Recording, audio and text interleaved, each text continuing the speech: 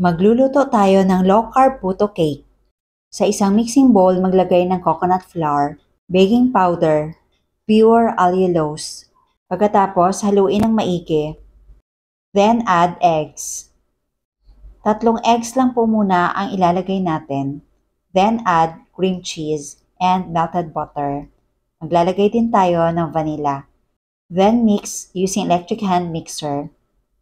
Kapag well combined na lahat ng ingredients, ilagay na tirang 2 eggs pero paisa-isa lang po ang paglalagay. Ang list of ingredients ay ilalagay ko sa last part ng video na ito.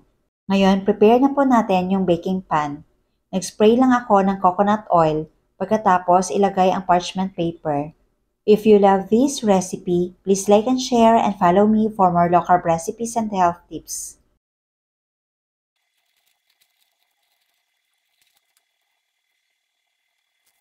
Ngayon, isalin na natin yung mixture.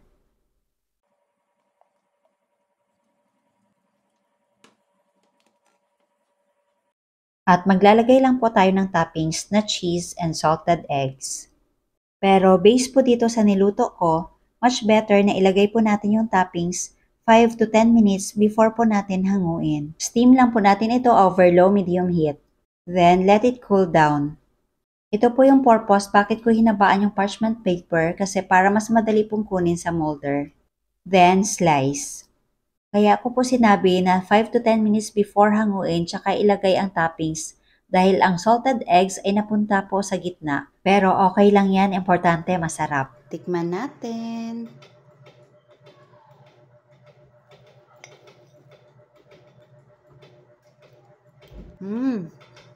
Super sarap talaga.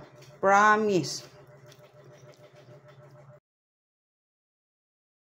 Yung texture, napakaganda po talaga. Perfect. Super sarap.